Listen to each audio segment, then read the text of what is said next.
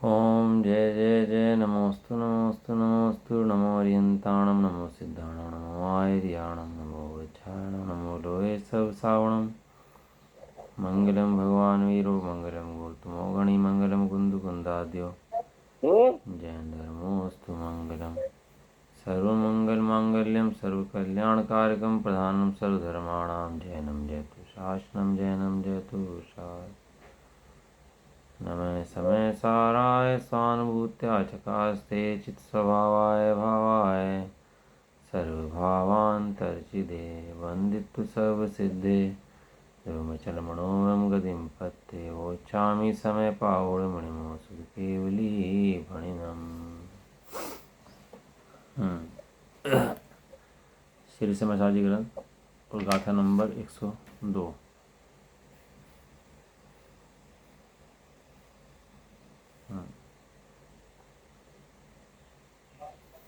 जम भाव सुहम सुहम करे दिया दास तस् खलु कत्ता तम तस् होदिकमं सो तस् दुवेद गो अप्पा। जो भाव जीव करे शुभाशु उसी का करता बने उसका बने वो कर्म आत्मा उसी का वेदक बने। पेज नंबर 287 और लास्ट का पहला चल रहा था इसका। मिल गया।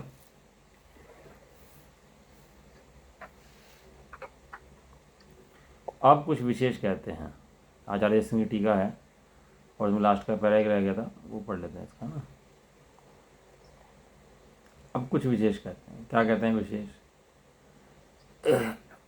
अज्ञानी जीव अशुद्ध निश्चय से अशुद्ध उपादान रूप से मिथ्यात रागादि भावों का ही करता है, द्रव्य कर्मों का करता तो वो नहीं है। सिद्धांत बता रहे कि जो पुद्गल द्रव्य कर्म है उनका करता तो अज्ञानी जीव होता नहीं है। करता भी यदि होता है अज्ञान भाव का तो किसका करता होता है? अशुद्ध निश्चय से करता होता है। अज्ञान कैसे करता है? वो अपने आप से ज्ञान करता है, अपना ज्ञान करता है, अपने को सुखी दुखी करता है, पर पुद्गल को सुखी दुखी ना कर सकता ना करता है। वह अशुद्ध निश्चय यद्यपि द्रव्य कर्म के कर्तृत्व रूप असद्भुत व्यवहार की अपेक्षा निश्चय संज्ञा नाम पाता है, तथापि शुद्ध निश्चय की अपेक्षा तो व्यवहार ही है। जो यानी थोड़ी इम्पोर्टेंट है। एक तो है परम शुद्ध निश्चय, एक है अशुद्ध निश्चय और एक है व्यवहार है। तो होता क्या है कि व्यवहार की अपेक्षा अशुद्ध निश्चय है, लेकिन परम शुद्ध निश्चय की अपेक्षा अशुद्ध निश्चय व्यवहार है। समझ में नहीं आया? एक क्लास में बालक है, एक चौथी का बालक है, एक पाँचवीं का बालक है, एक छठी का बालक है। पाँचवीं का बालक जो है वो चौथे के बालक की अपेक्षा बड़ा है, लेकिन छठे के बालक की अपेक्षा छोटा है, वो बालक छोटा है। तो इस तरह कह रहे हैं कि ये जो अशुद्ध निश्चय है, जो रागादि का करता है, वो हालांकि व्यवहार की अपेक्षा देखो तो निश्चय है, लेकिन उस बड़े परम शुद्ध निश्चय की अपेक्षा देखो तो व्यवहार है। ये निश्चय भी व्यवहार बन जाता है कब? जब सामने बड़ा खड़ा हो जाए तब। मंत्रालय के मंत्री जी हों, घूम रहे हों, बड़े मंत्री जी हैं तो उनकी खूब चलती है, खूब लोग मानते हैं। जब प्रधानमंत्री आ जाए तो मंत्रालय का मंत्री भी सीट छोड़ खड़ा हो जाता है अपनी। जो अपने को बहुत बड़ा समझता है वो सीट छोड़ खड़ा हो जाता है कि आप यहाँ बैठो। क्यों सीट की छोड़ दी? उससे बड़ा आ गया। यहाँ सबसे बड़ा कौन है? यहाँ सबसे बड़ा परम शुद्ध निश्चय है और उसके अपेक्षा निश्चय के सब, उसके अपेक्षा निश्चय से व्यवहार है। कहते हैं प्रश्न, हे भगवान, आपके द्वारा रागादि का अशुद्ध उपादान रूप से कर्तव्य कहा गया है, वह उपादान शुद्ध अशुद्ध के भेद से दो प्रकार का कैसा है? देखो बहुत प्रश्न अच्छा उठाया इन्होंने। आपने कहा कि उपादान जो है ना वो प्रणमन करता है, और प्रणमन दो प्रकार से करता है, शुद्ध रूप से भी और अशुद्ध रूप से भी। संसारी जितने हैं, मिथ्यादृष्टि मोही हैं, वे सब कैसे प्रणम करते हैं? अशुद्ध रूप से। और जो भगवान हैं, जो ज्ञानी हैं, वे कैसे प्रणम करते हैं? शुद्ध रूप से। तो कहते हैं दो परिणामों का परिणाम कैसे हो जाता है इस जीव का?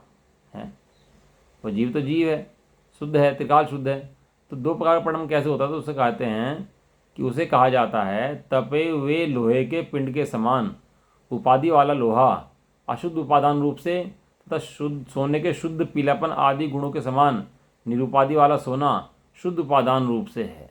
देखो क्या है कि लाल रंग है, सोने का भी लाल रंग है और तपे हुए लोहे का भी लाल रंग है। दोनों में फर्क है कि नहीं है?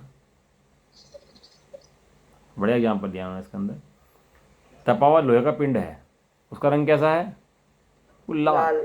और सोने का रंग भी कैसा है? एकदम पीला लाल, इस टाइप से, जैसे आग का रंग हो, ऐसे उसका सोने का रंग है। लेकिन है क्या कि लोहे का पिंड में जो आग है वो उपाधि है, और सोने के जो अंदर रंग उसका कलर है उसका स्वाभाविक गुण है उसका। वो समझ नहीं आया?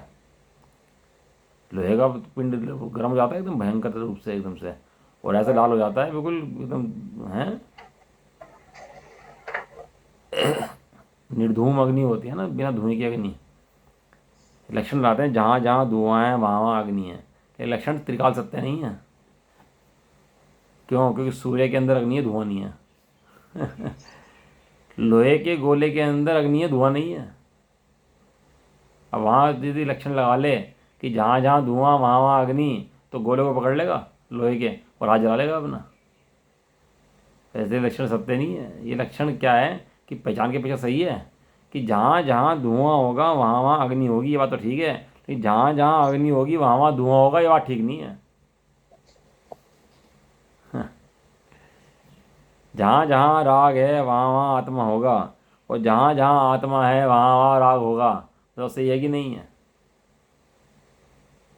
राग वहीं होगा जहाँ आत्मा होगा। बिना आत्मा के राग नहीं हो सकता। जहाँ आत्मा का वहीं राग होते, लेकिन जहाँ आत्मा हो वहाँ राग होगा, ऐसा नहीं हो सकता।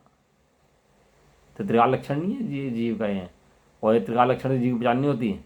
एक ज्ञान ऐसा लक्षण है जिसके द्वारा जीव की पहचान होती है, त्रिकाल लक्षण है। लक्षण उसे कहते हैं त्रिकाल हो, भूतकाल में भी हो, वर्तमान में के लिए, भविष्य प्रत्येक अवस्था में रहे, उसका नाम लक्षण है। लोहे का गोला है तो तपा दिया आग के अंदर, और आग में हो रहा बिल्कुल है, लेकिन वो स्वभाव नहीं है उसका। उसको अग्नि से अलग कर दोगे तो लोहा ठंडा हो जाएगा। देखा हमने लोहे की फैक्ट्री में 1200 डिग्री टेम्परेचर पे, 1300 डिग्री टेम्परेचर में लोहा बिल्कुल लाल हो जाता है। बहुत लोहा भी हो ना तो एकदम लाल हो जाता है। 2000 डिग्री पे तो पिघल जाता है लोहा। लेकिन वो लोहा लाल होता है और उसको कुछ बनाते हैं उसके अंदर से, तो बनाने के बाद उसको छोड़ दो तो थोड़ी देर में ठंडा हो जाता है। वही है। क्यों? क्योंकि स्वभाव नहीं है उसका वो। क्यों? उपाधि है, बाहर से आया है। तो गर्म होता है कि नहीं होता? क्या गर्म होता है? कैसे होता है? उपाधि से गर्म होता है। गर्म होने की व्यवस्था है कि नहीं है? कि हाँ है। लेकिन स्वभाव से गर्म हो जाए ऐसा नहीं हो सकता। यदि स्वभाव से गर्म हो जाएगा तो फिर तो गर्म ही रहेगा हमेशा। लेकिन ठंडा हो जाता है क्यों? कि बाहर से उपाधि से आया है, इसलिए छोड़ देता है, उपाधि हट जाती है। तो तपे हुए लोहे के पिंड के समान उपाधि वाला लोहा शुद्ध अशुद्ध उपादान है। वो अशुद्ध उपादान रूप से ग्रहण कर लेता है अग्नि को। अग्नि किसने प्रवेश करी? लोहे के अंदर ही अग्नि प्रवेश करी है, हैं? तो क्या हुआ? अशुद्ध उपादान हो गया वो। और सोने के शुद्ध पीलापन आदि गुणों के समान निरुपाधि स्वभाव वाला सोना शुद्ध उपादान है। अनंत ज्ञान आदि गुणों का सिद्धजीव शुद्ध उपादान है, और उष्णता आदि गुणों का अग्नि अशुद्ध उपादान है। इस तरह अशुद्ध व शुद्ध उपादान के दो भेद हैं। उपादान कितने भेद हुए? उपादान के दो भेद हुए, शुद्ध उपादान और अशुद्ध उपादान। हाँ, यहाँ प्रणवन की अपेक्षावाद है। द्रव्य तो त्रिकाल शुद्ध है, द्रव्य के अंदर उपाधि नहीं है, द्रव्य के अंदर विकार नहीं है, विभाव नहीं है। द्रव्य तो त्रिकाल सदा शुद्ध है, सदा शुद्ध है, सदानंद स्वरूप है। लेकिन इसमें दो भेद कहाँ से आते हैं? जब उसी का जीव का परिणमन होता है, पुत्र का परिणमन होता है, तो उसके दो भेद आते हैं, एक शुद्ध परिणमन और एक अशुद्ध परिणमन।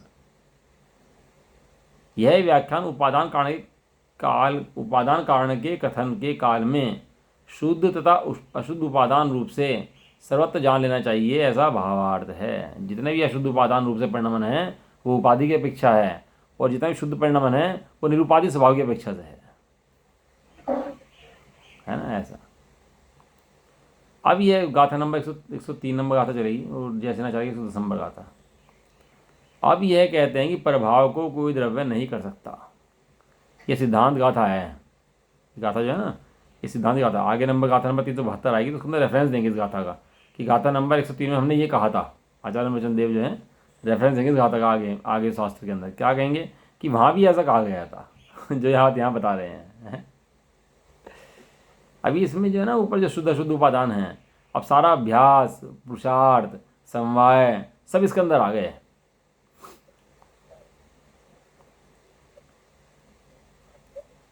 अब कहते हैं प्रभाव का कोई द्रव्य करता नहीं है, सब अपने अपने भाव के करता है, पर का करता जगत में कोई भी नहीं है। जगत में व्यवस्था ही नहीं है एक द्रव्य दूसरे द्रव्य कार्य करे। अगर एक द्रव्य दूसरे द्रव्य कार्य करे तो सारी व्यवस्था चौपट हो जाएगी। कर्मों का कार्य जीव भी करे और कर्म भी करे, पूरी व्यवस्था चौपट हो जाएगी। कर्मों का कार्य कर्म करते हैं, जीव का कार्य जीव करता है। हाँ, जीव अपने से बाहर नहीं जा सकता अपना कार्य करने के लिए। ये तो ऐसा है दीवार से बात करता हो पूरे दिन, और दीवार से बात करके कुछ मिलता थोड़ा ना है दीवार से बात करने से। सारे दिन दीवार के सामने बैठ के बात करें तो क्या होगा? क्यों ये सामने दीवार के सामने बैठ के बात करते रहे पूरे दिन तो क्या होगा? ये सामने जो रखा ना ये दीवार है, जिससे पूरे पत्नी बच्चे मकान दुकान ये सब क्या है? दीवार है सभी हैं। इन सबसे बातें करने की कोशिश करता रहता है, इसलिए मिलता क्या है? कुछ भी नहीं मिलता भाई। क्यों? क्योंकि वो जीव स्वयं ही ज्ञान से परेशान रहता है। वो पागल क्या करता है? दीवार के सामने खड़ा है बात करता रहता है। देखा पापा पागल को नहीं देखा आपने कभी? पागल? हाँ, दीवार के सामने खड़ा है और घंटों बातें करता रहेगा वो खड़ा हुआ। और कैसे पागल में छाया रहता है, वो करता रहता है, वो बैठा रहता है, करता रहता है। ऐसे ही ये जड़ से बातें करता रहता है। ये दीवार कहो जड़ कहो एक ही बात है, सारा दिन जड़ के चक्कर में रहता है। तो चैतन्य मूर्ति आत्मा तो अपना स्वभाव तो देखता नहीं है, जड़ में सारा दिन बिजी रहता है, जड़ के चक्कर में लगा रहता है। तो तू अपना स्वभाव क्यों नहीं देखता है भाई? तेरा स्वभाव तो बहुत सुंदर है। कोई पत्र करता नहीं कर सकता, अपना आप ही स्वयं ही दुखी होता रहता है। अपना कार्य करता है शुद्ध रूप से भी और अशुद्ध रूप से भी। पर का करता तो बिल्कुल भी नहीं है भाई। कर्मों को जीव लाए, जीव छोड़े, जीव बांधे, जीव ले जाए।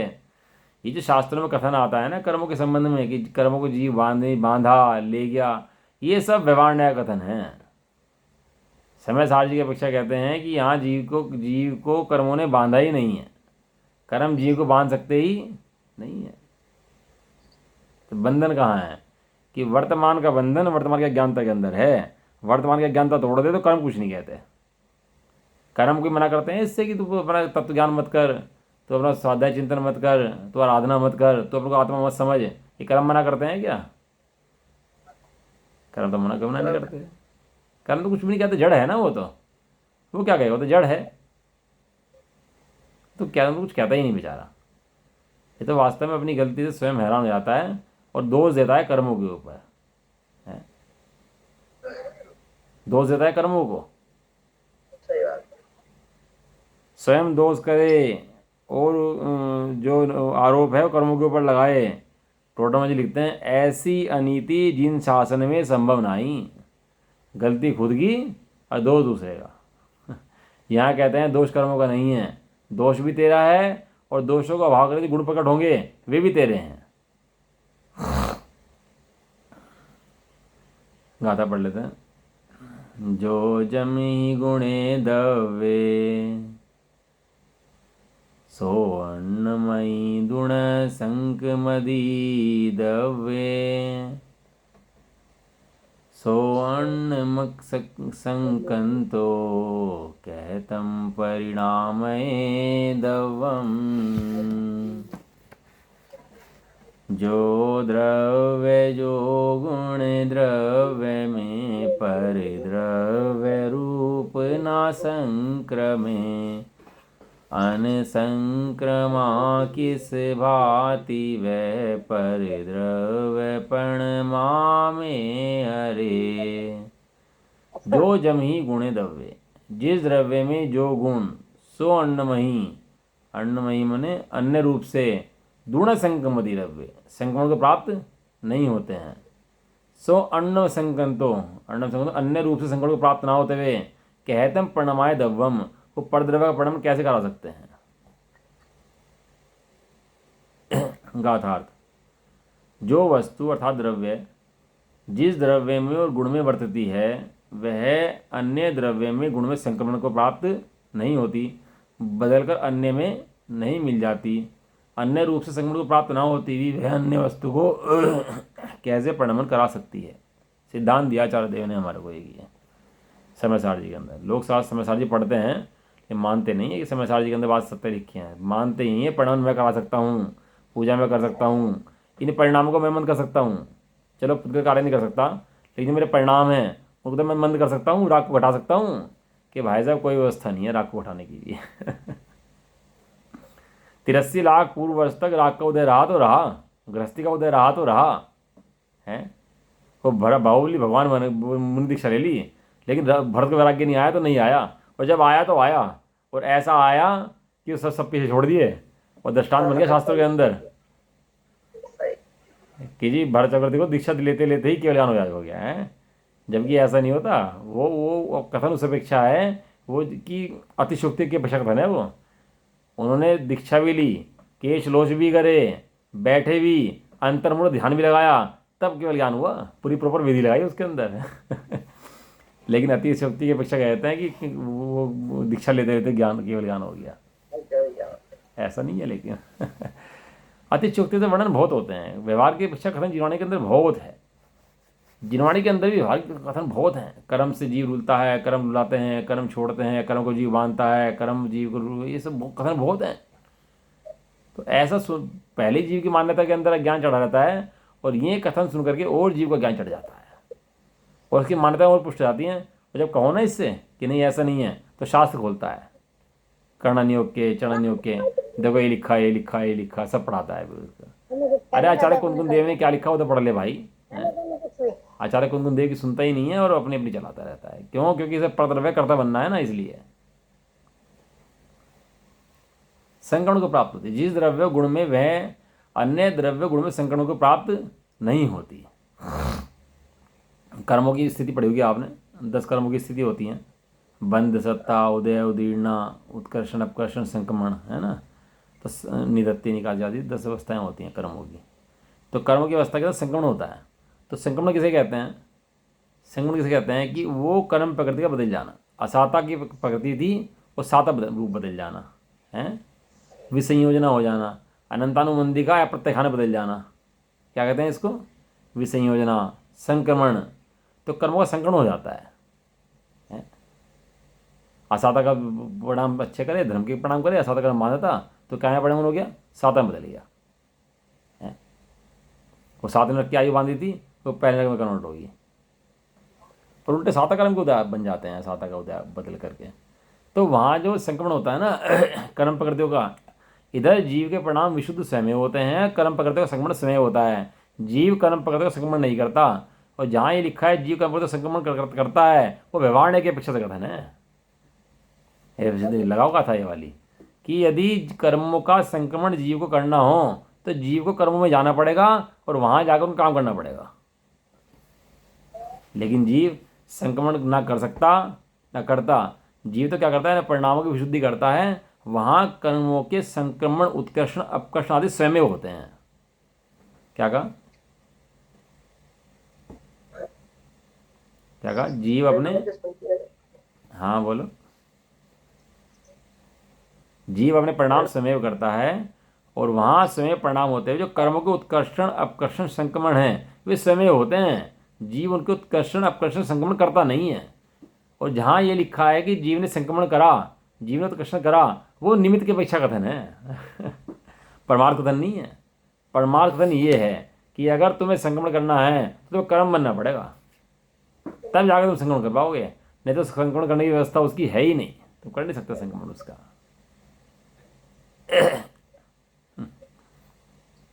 कैसे करेगा भैया? जाने की व्यवस्था ही नहीं है। वो दही बनाते हैं ना, जामन लगा देते हैं दही के अंदर, जामन लगाने से दही जमती है जामन। लेकिन ऐसा नहीं है, बहुत सी बार दही जामन लगा तो जमती ही नहीं है। वो तुम लगा छोड़ दो, पता लगा वो ठंड वंड के दिनों ना तो जमे ही नहीं, दूध खराब हो जाता है, दूध और सड़ जाएगा वो। अरे तो यदि दही जामन से दही जमती हो तो हमें तो जमा दे। लेकिन वो उसका जब काल का परिणाम होना होता है तो बाहर में वो बादाम या जो गिरी है वो निमित्त होती है, उसके निमित्त से वो जमती है। लेकिन वो उसका उपादान करता हो ऐसा नहीं है, वो जमती दही है। यदि जावन दही जमाता हो तो पानी में दही जमा दो, पानी में क्यों नहीं जमा देता? लेकिन उसकी उपादान की स्वयं योग्यता से परिणाम उस काल में होना होता है। तो बाह्यम निमित्त आदि ऐसे होते हैं, तो निमित्तों पर कथन की अपेक्षा कहा जाता है कि इस जावन से दही जमी, लेकिन वास्तव में जावन से दही नहीं जमी, उसका परिणाम में काल था। बहुत सी बार तो ऐसा होता है, भाई तो दूध रख दो आप ढक करके और जावन मत लगाओ तो दही जम जाती है उसकी। गर्मी के दिन हो तो दही जम जाती है, नहीं जम जाती? और बहुत जल्दी थोड़ी देर में जम जाती है बिना जावन की। एक मन में वहम चल रहा है कि मैं धर्म करता हूँ, मैं राग को मंद करता हूँ, राग को तीव्र करता हूँ, राग को हटा सकता हूँ, राग को घटा सकता हूँ, शरीर की अवस्था में बदल सकता हूँ, पूजा कर सकता हूँ, पाठ कर सकता हूँ, ऐसा कर सकता हूँ, वैसा कर सकता हूँ। ये समस्त भ्रांतियाँ जीव के ऊपर सिर पर लगी रहती हैं, जबकि जीव कर्मों का संक्रमण आदि कर ही नहीं सकता।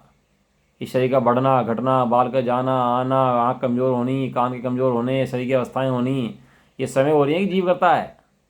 स्वयं ही हो रही है। जीव तो चाहता है कि बूढ़ा ना हूँ, जीव तो चाहता है जवान रहूँ, जीव तो चाहता है कि रोग ना हो, शोक ना हो, भय ना हो, बीमारी ना हो। तो भी हो रहे कि नहीं हो रहे? चाहने से हो क्या रहा है? ये कर्मों के उदय का संक्रमण आदि नहीं कर सकता, मात्र कर्मों के उदय को जान सकता है। और जब ये समय बदलते हैं तो इसको लगता है मैं बदल रहा हूँ, और अच्छे बदलें तो लगता है अहंकार होता है, और बुरे रूप से आए पाप आदि आए तो खेद होता है, दुख होता है। सत्य बात है कि नहीं है? जब अच्छे उदय आए तो उसका अहंकार चढ़ता है, मैंने कर दिया। अब वो क्षम किसका भैया? बुद्धि बहुत तेज है भैया हमारी, हम बहुत बढ़िया खेलते हैं, हम बहुत बढ़िया गाते हैं। जब गला पला खराब हो जाए या पाप को दिया जाए, थोड़ा हाथ पैर टूट जाए तो ना खेल पाए, तो फिर क्या लगता है? भैया पता नहीं क्या हो रहा है, ये तो है। करता करता बनना ही सबसे बड़ी समस्या है बस। जो द्रव्य जिस द्रव्य में गुण में वर्तती है, वह अन्य द्रव्य गुण में संकरण को प्राप्त नहीं होती। जीव की संपत्ति कितनी है, द्रव्य की संपत्ति कितनी है? द्रव्य, उसके गुण और उसकी पर्याय, इससे बाहर किसी द्रव्य की व्यवस्था कोई है ही नहीं। कोई व्यवस्था नहीं है इससे बाहर द्रव्य की। ये नहीं कि संक्रमण करके वो जीव पुतगल बन गया, वो पुतगल जीव बन गया, ऐसा कभी भी तीन काल में संभव हो सकता नहीं है। अन्य रूप से किसी प्रकार से संक्रमण को प्राप्त ना होती भी वह अन्य वस्तु को परिणमन कैसे करा सकती है? बताओ। आचार्य खुद प्रश्न पूछते हैं, अभी क्वेश्चन मार्क है इसके अंदर तेरे ऊपर ही, कि वो परिणमन कैसे करा सकती है? कोर्ट में मुकदमा चला गया कि भाई तो ने मर्डर करा है, तो प्रूफ देता है वहाँ पर कि देखो जी मैं तो यूएसए में था, ये मेरे होटल की टिकट है वहाँ के, ये मेरा टिकट है, मैं तो वहाँ गया था और वहाँ रह रहा था, मर्डर इंडिया के अंदर हुआ है। अब जब वो वकील पूछता है उससे, गवाह से, कहने लगा जब ये यहाँ था ही नहीं तो मर्डर इसने कैसे कर दिया ये बता। तो जज भी कहता है कि हाँ बात तो सही है, था ही नहीं यहाँ पर, तो जब था ही नहीं तो इसने मारा ऐसा कैसे हो सकता है? जब तू पुद्गल द्रव्य में गया ही नहीं है तो पुद्गल द्रव्य का संक्रमण आकर्षण उत्कर्षण तूने कराए कैसे हैं ये बता। संभव ही नहीं है। भाषा टीका, जगत में जो कोई और जितनी, ये जगत माने विश्व के अंदर, विश्व है ना, विश्व से कहते हैं, विश्व किसे कहते हैं? हाँ हाँ बढ़िया, 6 द्रव्यों के समूह को विश्व कहते हैं। 6 द्रव्य जाति अपेक्षा हैं और संख्या अपेक्षा अनंत द्रव्य हैं। इस जगत में जो कोई माने जो जीव हैं, पुद्गल हैं, जाति अपेक्षा जो कोई है इस विश्व के अंदर, और जितनी माने जितनी संख्या उनकी है, संख्या भी उतनी रहेगी, जितने द्रव्य उतने रहेंगे। ना द्रव्य घट सकता, ना बढ़ सकता, ना द्रव्य अनुरूप हो सकता। वे भी अनंत हैं, जीव भी अनंत हैं, पुतगल भी अनंत हैं। लेकिन अनंत होने पर चलो भाई जी कुछ जीव पुतगल बन जाएं, कुछ पुतगल जीव बन जाएं, ऐसा कहीं भी संभव नहीं है। ना तो घट सकते, ना बढ़ सकते, ना संक्रमित हो सकते आपस में। जो जैसा है भैया वो वैसा ही रहेगा, जितना है उतना ही रहेगा। जो कोई जितनी वस्तु है, जिस किसी जितने चैतन्य रूप या अचैतन्य रूप स्वरूप द्रव्य में, तीन चीज, यदि कोई जो कोई जितनी वस्तु जैसी जिस किसी है, जिस किसी माने जो अपने चैतन्य द्रव्य रूप है वो चैतन्य द्रव्य रूप, अचेतन द्रव्य रूप है अचेतन द्रव्य, जिस किसी का मतलब ये है, जिस किसी, जितने, कितने विशेषण दे दिया आचार्य ने, जगत के अंदर जो कोई जितनी वस्तु जिस किसी जितने पूरी सीमा बांध दी ना उसकी। अब जा जो भैया जहाँ है वहीं रहो, हैं। चैतन्य स्वरूप या अचैतन्य स्वरूप द्रव्य में और गुण में निज रस से ही अनादि से वर्तती है। प्रत्येक वस्तु कैसे बढ़ती है? अपने गुण पर्याय के अंदर बढ़ती है। गुण पर्यावत द्रव्यम है परिभाषा है तो थोड़ा सूत्र की। गुण पर्यावत द्रव्यम, तो अर्थ क्या है उसका? गुण और पर्याय के समूह को द्रव्य कहते हैं। गुण पर्यावत द्रव्यम, द्रव्य जो है गुण पर्याय के अनुसार होता है। उससे बाहर कुछ है इसकी सीमा? कि इससे बाहर भैया किसी भी द्रव्य की इस जगत के अंदर सीमा है ही नहीं। कहीं जाने की, किसी कुछ करने की, किसी को बदलने की व्यवस्था ही जरूर के अंदर नहीं है। कि भैया वो सिद्ध भगवान जो है ना कि क्या करते हैं? तो कह रहे आनंद का भोग करते हैं। कह और क्या करते हैं? कह आनंद का भोग करते हैं। कि और क्या करते हैं? कुछ नहीं भैया, आनंद का भोग करते हैं। तो क्या फ़ायदा है? आए कुछ समझाएं किसी को, हैं, और समझा करके किसी को दो चार को मोक्ष मार्ग में लगाए हैं तो भला हो किसी का। ये क्या बात हुई कि अपना आनंद कर रहे हैं बस? इससे बड़ा तो मैं ही हूँ। 10 फैक्ट्री चला रहा हूँ, 1000 लोगों को पाल रहा हूँ, हैं, घर में पाल रहा हूँ, इतनी व्यवस्था चला रहा हूँ, देश चला रहा हूँ, ये चला रहा हूँ। इससे बड़ा तो मैं हूँ। ऐसे तो भगवान क्या कर रहे हैं? ऐसे तो भगवान तो कुछ भी नहीं कर रहे। जिसकी कर्तापन की दृष्टि है वो सोचता है कुछ करके धर्म होगा। जिसकी दृष्टि कर्तापन पे है ना, भगवान कुछ करेंगे, मुनि कुछ करेंगे, ये कुछ करेंगे, कुछ करने का नाम धर्म नहीं है, कुछ नहीं करने का नाम धर्म है। ये सोचता कुछ करूं कुछ करूं कुछ करूं। अरे कुछ भी नहीं करना तेरे को। तेरी द्रव्य की पर्यायें तेरे अंदर भरी पड़ी हैं, बताओ, और वो स्वयं कर्म से आती हैं। ये समझने की पर्याय, समझता तो मैं हूं ना कि समझना भी तेरा नहीं है भैया। तू तो चैतन्य रूप द्रव्य है, ये समझना भी तेरा नहीं है। तू कौन है? तू तो जीव चैतन्य स्वरूप द्रव्य है। कितनी संपत्ति है तेरी कि तेरे अनंत गुण और अनंतानंद की पर्याय है। और वो पर्याय जिस काल में जो उदय में आनी होती है उस काल में वो पर्याय समय उदय में आती है। तू उस पर्याय का भी करता नहीं है। तू तो चैतन्य स्वरूप द्रव्य था, द्रव्य है और द्रव्य रहेगा। उस द्रव्य करता तू है, केवल ज्ञान करता तू नहीं है। और जो वर्तमान में अज्ञान है उसका ज्ञान करता तू नहीं है। क्यों? क्योंकि चैतन्य स्वरूप है। ये उपाधि है, बाकी कर्म होगी। जितनी वस्तु हैं चैतन्य स्वरूप है, चैतन्य स्वरूप है। चेतन द्रव्य मैंने 5 द्रव्य चेतन स्वरूप है, जी द्रव्य चेतन स्वरूप है। तो चेतन स्वरूप और चेतन स्वरूप ये अपने ही रस में व्याप्त होती हैं। वह वास्तव में अचलित वस्तु विश्व की मर्यादा। विश्व की मर्यादा कैसी है? अचलित है। इस विश्व में कुछ हो ही नहीं रहा है, कोई मूवमेंट हो ही नहीं रहा है, सब अपने अपने में लीन है, अपने अपने में व्याप्त है। क्या है? सब अपने अपने में व्याप्त हैं। ये है अटल विश्व मर्यादा। वस्तु का स्वभाव अचलित है, ये मर्यादा है विश्व की।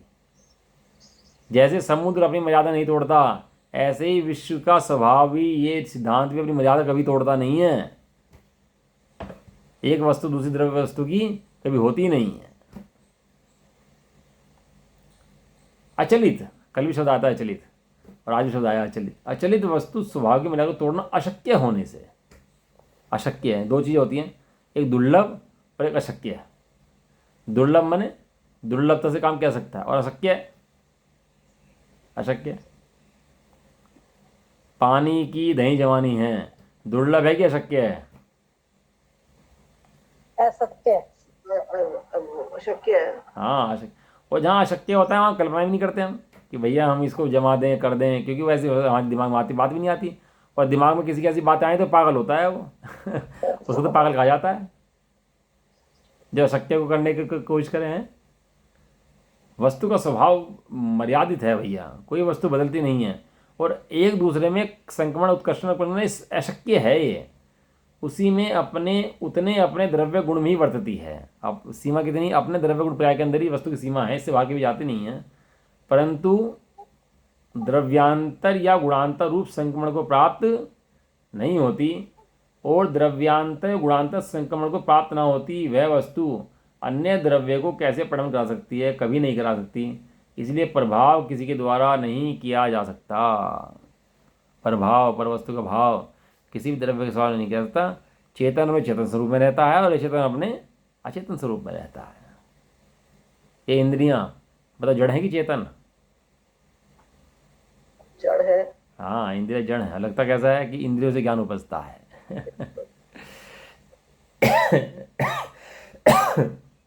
इंद्रियों से ज्ञान उपजता है। आँख ना हो तो अंधा है, कान ना हो तो बहरा है, जीव ना हो तो गूंगा है। लगता ही नहीं लगता ऐसे ही, बेचारा दुखी है। अरे जैसे तो जड़ के ज्ञान नहीं है, और ये ज्ञान वाला जीव है, जहाँ इसके ज्ञान है वो परिपूर्ण है। एक इंद्रिय हो, दो इंद्रिय हो, तीन इंद्रिय हो, लेकिन अंदर बैठा हुआ जीव जो है वो परिपूर्ण है। अंदर बैठे हुए जीव के अंदर इंद्रिय नहीं है। ये तो बाहर से देख के तो लगता है इंद्रिय वाला जीव है, लेकिन इंद्रिय वाला जीव नहीं है। जीव तो जीव का है, जीव चैतन्य स्वरूप है। ऐसा पंडित जी भावार्थ, जो द्रव्य स्वभाव है उसे कोई नहीं बदल सकता। यह वस्तु की अचलित विश्व मर्यादा है। कोई नहीं बदल सकता इस विश्व मर्यादा को भैया। ये विश्व मर्यादा अचलित है, खंडित है, अचलित है। इसको हिलाने में कोई भी समर्थ नहीं है। भगवान चाहे बदल दें तो भगवान भी इस मर्यादा को बदलने में समर्थ नहीं है। नहीं है। हाँ, और होना भी ऐसी चाहिए भैया। बैंक के अंदर 1000 लोगों के अकाउंट है, और 1000 लोगों के अकाउंट में पैसे पड़े हुए हैं अपने अपने, जितने जिसके भी हैं, और सबके कैसे अलग अलग पड़े हुए हैं। तो मिल जाते हैं कि अलग अलग रहते हैं सबके? सबके अलग अलग। और मिल जाए तो सबको कबाड़ा हो जाएगा। और तार आता है ना बिजली उसका, तो चैनल का, उसमें एक तार के अंदर कितने चैनल हैं? एक ही तार, चैनल कितने हैं उसके अंदर? अनेक। मिल गए कि अलग अलग हैं? सब अलग अलग। फ़ोन के अंदर इतने फ़ोन नेटवर्क चल रहे हैं सबके, दुनिया में इतने फ़ोन चल रहे हैं, सबके नेटवर्क अलग अलग की एक। यदि मिल जाएं सारे तो किसी की आवाज़ कहीं जाएगी, किसी की आवाज़ कहीं जाएगी, कोई कुछ सुनेगा, कोई कुछ सुनेगा। कितनी व्यवस्थित मर्यादाएं हैं विश्व की भी। ट्रेन की पटरी आ रही हो दो सामने सामने, और ट्रेन चल रही हो, दूर से देखो ऐसा लगता है बिल्कुल एक ही पटरी हो, लेकिन तो पटरी एक है कि दो हैं? दो है। कैसे अलग अलग चलती है बिल्कुल, है कैसे व्यवस्था बनी हुई है। इस विश्व की मर्यादा भी इस सिद्धांत से बनी हुई है। यदि सब मिल जाए ना तो गुड़ गोबर बन जाएगा सारा का सारा। विश्व की मर्यादा भी इसलिए बनती है क्योंकि कुछ मिलता नहीं है। फिर तो सोना पीतल रखा बराबर में तो टेंशन में आ जाएगा, कहना सोना पीतल ना बन जाए मेरा, है तो डेली सुबह उठा के देखेगा उसको। ये कितने निर्भर है। लोगों ने पढ़ा है कोई टेंशन है दिमाग में कि नहीं? कोई टेंशन नहीं है। अंदर विश्व मर्यादा है, इसे स्वभाव को बदलने में कोई समर्थ नहीं है। ये स्वभाव है, यह वस्तु की मर्यादा है। इस मर्यादा से बाहर कोई जा सकता है? नहीं है, बजा ही नहीं सकता। अज्ञानी की मर्यादा भी कितनी है कि अपना ज्ञान कर सकता है पर द्रव्य करता नहीं बन सकता, और अपने ज्ञान का भाव करके सिद्ध बन सकता है। ये उसकी मर्यादा है। उत्थानी का जैसनाचार्य का टीका, गाथा नंबर 110। उत्थान का, अपर भाव को किसी भी द्वारा उपादान रूप से किया जाना संभव नहीं है। उपादान रूप से कोई भी द्रव्य न दुर्व्य कार्य करे, चला जाए, हो जाए, ऐसा संभव ही नहीं है। तात्पर्य टीका, जो जम ही गुणे दव्ये सोन्न मही दुण संकमदि दव्ये। जो चेतन या अचेतन गुण, जिस चेतन या अचेतन गुण, जिस चेतन या चेतन द्रव्य में अनादि संबंध रूप स्वभाव से ही प्रवर्तमान है, विद्यमान है, वह अन्य द्रव्य रूप में संक्रमित नहीं होता है। अन्य द्रव्य संक्रमण की व्यवस्था नहीं है। निगोद का शरीर हो, एक आलू का जीव है, उसके अंदर एक निगोद का शरीर है, और एक निगोद शरीर के अंदर कितने जीव हैं? एक निगोद के असंख्यात जीव हैं, भरे पड़े हैं। अब उनमें एक एक जीव द्रव्य की जो परिणाम है, पर्याय हैं। द्रव्य तो सबका भिन्न भिन्न है, द्रव्य तो मिलता नहीं ना दूसरे, एक साथ रहते हैं, एक साथ जन्मते हैं, एक साथ मरते हैं, एक ही शरीर के अंदर हैं। एक शरीर के आधार से अनेक जीव रहते हैं, इकट्ठे मरते जीते रहते हैं। लेकिन ऐसे इकट्ठे मरते जीते रहने पर भी वो एक द्रव्य दूसरे द्रव्य रूप नहीं होता। और उस द्रव्य के अंदर जो है ना पर्याय जो पड़ी हैं, वो उसकी प्रत्येक क्रम से पड़ी हुई हैं। जिस द्रव्य को कब केवल ज्ञान होगा, कब इस शरीर में से निकलेगा, कब इस तक इस शरीर में पड़ा रहेगा, वो उसकी पर्याय में समय निश्चित है, पहले से ही निश्चित है। बताओ आलू के जीव में से कब कौन निकल जाएगा, कब अपनी गोद में सब निकल जाए। बहुत से जीव पड़े हुए हैं वहीं पर अब भी, जो हमारे संगी साथी थे नित्य निगोद में, जिनके साथ हम जी रहे थे, मर रहे थे, तो अब भी वहीं पड़े नहीं कि नहीं पड़े? कितने जीव पड़े वहाँ पर अभी भी नित्य निगोद के अंदर? बहुत सारे जीव भी पड़े। लेकिन हाँ, हमारी पर्याय में निकलने की योग्यता थी तो हम निकल कर आ गए वहाँ से। प्रत्येक द्रव्य की पर्याय स्वयं चलती हैं, स्वयं परिणाम करती हैं, और द्रव्य दूसरे द्रव्य रूप नहीं होता। द्रव्य अपना स्वभाव नहीं छोड़ता। पर्याय भी भैया कर्म से आती हैं। अपनी पर्याय को बदलना चाहे ना, मैं बदल दूं, आगे पीछे कर दूं, तो भी सामर्थ्य किसी जीव द्रव्य की नहीं है, भगवान की भी नहीं है। वस्तु व्यवस्था समझे, सो निर्भरता हो, इसी का नाम धर्म है वास्तव में। किसी को करने बदलने का नाम धर्म नहीं है, समझने का नाम धर्म है। ये जीव प्रद्रव्य करता नहीं है, केवल मानने के भाव से कि मैं प्रद्रव्य करता भोगता हूँ, केवल इस भाव से नरक निगोद में जाता है।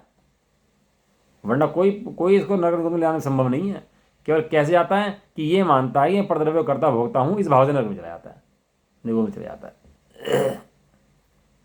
जो चेतन या अचेतन गुण, जिस चेतन या अचेतन गुण जिस चेतन या अचेतन द्रव्य में अनादि संबंध रूप स्वभाव से प्रवर्तमान विद्यमान है, वह अन्य द्रव्य में संक्रमित नहीं होता है। सो अन्नम संकतो कहतम परिणमाय दव्वम, वह चेतन या अचेतन गुण करता होकर अन्य से भिन्न द्रव्य रूप होकर कैसे परिणाम करा सकता है, उपादान रूप से कैसे कर सकता है? किसी प्रकार भी नहीं। क्या लिखा? किसी प्रकार भी नहीं। तू मानता रहे कि मैं करता हूँ, इस मान्यता से तेरा मिथ्यात्व पुष्ट होता है, तेरी कुगति बनती है। और यदि माने कि मैं नहीं करता हूँ तो इस मान्यता से तेरा समित पुष्ट होता है। जीव करना कुछ नहीं है, कोई है नहीं कि सोई ढोर दे, हाथ रख दे, ऐसा ही ऐसा कर दे, कुछ नहीं करना। केवल क्या करना है? अपनी मान्यता बदलनी है। क्या मान्यता बदलनी है? कि ये एक द्रव्य दूसरे द्रव्य करता नहीं है, प्रत्येक द्रव्य स्वतंत्र रूप से अपना कार्य करता है? उसका नाम वस्तु स्वभाव है। द्रव्य किसे कहते हैं? जो स्वतंत्र रूप से परिणाम करे। कैसे परिणाम करे? पराधीन रूप से नहीं है। कैसे? स्वतंत्र रूप से। हाँ, वह निमित्त भी कहते हैं, लेकिन निमित्त जो है वो तो स्वयं उपादान है ना भाई अपना। वो तो बाहर में संयोग बना है, उस अपेक्षा से निमित्त कह दिया, लेकिन वो तो उपादान स्वयं है अपना। वो उपादान तो अपना कार्य करेगा, तेरा कार्य करेगा। वो उपादान भैया अपना कार्य करता है, दूसरा कार्य कोई करने में समर्थ इस लोक के अंदर है ही नहीं। सिद्धांत गाथा है ये बेसिकली। तो इसके अंदर गाथा नंबर 4 जो है थोड़ी सी बड़ी है, टीका भी बड़ी है इसकी, गाथा नंबर 4 की। तो कल देखते हैं, शायद पूरी हो जाए, कल इसको पूरी करने की कोशिश करते हैं, ठीक है ना? चलो जी।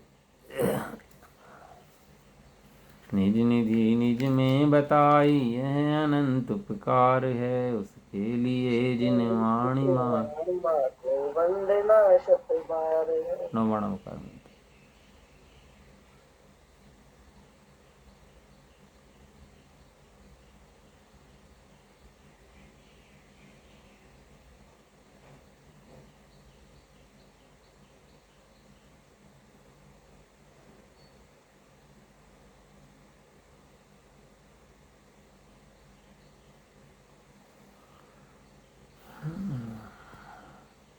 जय द्वाशी माता की, जय हो। महान जैन धर्म की। जय हो। एक साथ बोलिए, जय जिनेन्द्र।